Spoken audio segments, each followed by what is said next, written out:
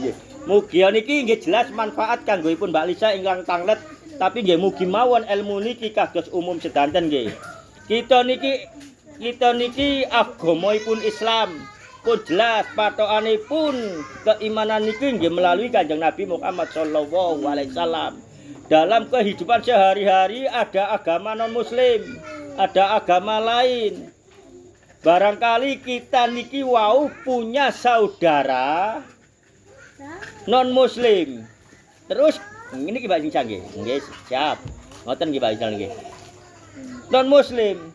Pada suatu hari nanti niku panjenengan wis kula mawon nggih. Kula sowan ten griyane derek kula sing non-muslim. Ngoten Mbak Lisa. Lah niku sewaktu mendengar salat kula mendengar azan, kula niki kajenge salat. Lho sing gadang griya sing kula sowani niki wau non-muslim. Napa asal salatan mriku?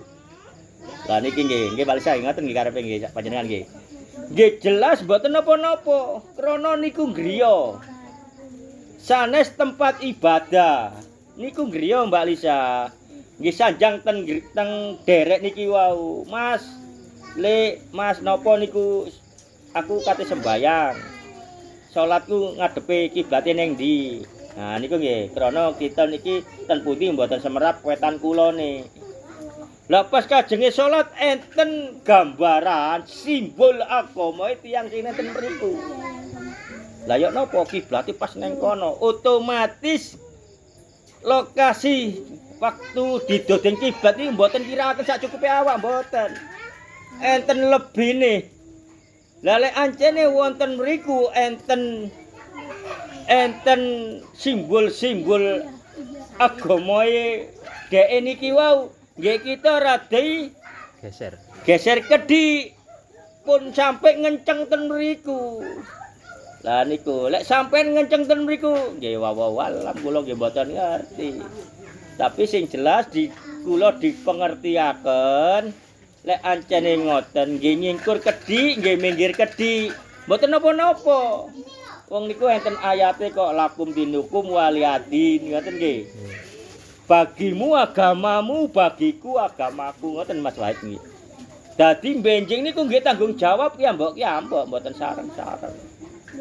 Lah niku Mbak Lisa, lek ancene kita niki sowan ten griyane non muslim mboten napa-napa salat. Lah niku lek ten tempat ibadahe non muslim termasuk non muslim niki wau salat ten tempat ibadahe wong muslim nggih ngenyek. Mboten angsal. Lah niki kan tempat ibadahe masing-masing. Terus kula sembayang ten mriku secara agama Islam nggih mboten angsal.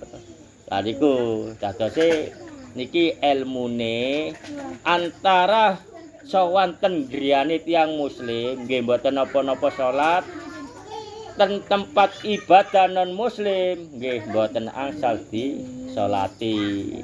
Tiyang non muslim nggih mboten angsal salat ten tempat salate tiyang muslim. Muslim. Lah tiyang muslim nggih mboten angsal salat ten tempate non muslim. Mongko lek ngoten niku tetap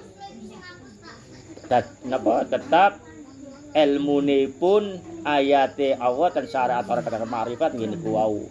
Lakum dinukum waliyati napa malih non muslim kerja ten tiyang non muslim. Lah tiyang muslim kerja ten non muslim. Niku nggih mboten enten masalah, mboten enten haram, mboten enten napa-napa selagi niku enten panutan hukume pun agama kiambek-kiambek. Mboten enten haram niku lek urusan duniawi. Wong sami-sami membutuhaken, sami-sami ngetokaken tenaga, ngoten nggih. Dadosipun jelas Mbak Lisa niki bab salat ten griyane saudara sin non muslim. Tadi mboten napa-napa.